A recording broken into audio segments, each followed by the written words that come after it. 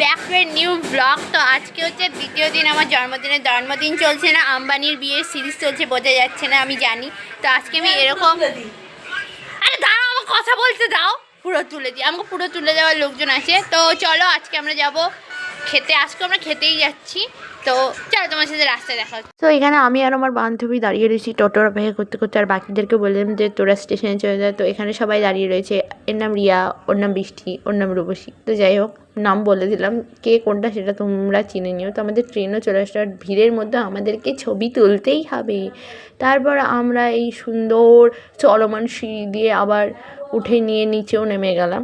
তো হ্যাঁ করতে করতে করতে করতে আমরা প্রথমে চলে আসলাম একটা গ্রসারি শপে, যেখান থেকে আমরা একটা জিনিসও কিনবো না, আমরা ঢুকেছি এসির হাওয়া খাওয়ার জন্য। হ্যাঁ বন্ধুরা, এসির হাওয়া খাওয়ার জন্য। তারপরে আমরা চলে আসলাম রেস্টুরেন্টে, আর রেস্টুরেন্টে বসে বসে আমি ভাবছি যে এরা এসিটা কখন চালাবে। আমার এত গরম যে এসিটা কেন চালাচ্ছে না। তারপর আমাদের খাবার দাবার চলে আসলো, আর খাবার দাবার আসলেই তো সবাই সবার ক্যামেরা টেস্টিং করতে শুরু করে দেয়। তো এই হচ্ছে আমাদের আজকের লাঞ্চ। তো সবার খাওয়া দাওয়া খুব পছন্দ হয়েছে, কিন্তু একটা ভুল জিনিস আমরা অর্ডার করে ফেলেছিলাম। এই সুন্দর একটা চিকেনের ডিশ ছিল, ভীষণ মিষ্টি ছিল, যেটা খাইনি কেউ, শুধু চিকেনগুলো খেয়ে গ্রেভিটা ফেলে দিয়েছে। আর এর তো সবার আগে খাওয়া হয়ে গেছে, আর আমার তো এখনও খাওয়াই হচ্ছে না। আর এরও খাওয়া হয়ে গেছে, এর তো পুরো থালা নিয়েই চলে গেছে, কিছু বলারই নেই আমার। তারপর আস্তে আস্তে আমিও জল টল খেয়ে নিয়ে আবার খাওয়া শুরু করলাম। তারপর আমরা চলে আসলাম মলে। তো আমার বান্ধবী এখানে কোন জামার কতটা দাম হতে পারে ডিসকাউন্টে সেগুলোই হিসাব করছিল, আর এই মহান ব্যক্তি তো একটা জামা নেবেই, মানে না নিয়েও যাবে না। তো এই জিনিসটা আমরা চুজ করে দিলাম যে হ্যাঁ এটা ভালো লাগছে। তো ওরও এটা পছন্দ হয়েছে, আর এটার দাম আমি রিভিল করতে পারবো না, কারণ ওর বাড়ির লোক ওকে বাড়ি থেকে বার করে দেবে দাম শুনলে। তো যাই হোক, এখানে এসে আমি তোমাদেরকে কাচের বাটি, স্টিলের গামলা, মগ, ঝাঁটা সব ঘুরিয়ে নিয়ে আসছি।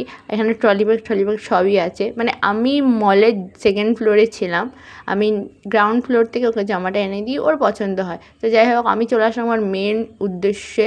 আমি খাওয়া দাওয়া যেখানে থাকবো আমি সেখানেই যাব। তো আমার এখান থেকে একটা খাওয়া দাওয়ারও পছন্দ হয়নি। তো তারপরে চলে আসলাম আমরা ঘাটে।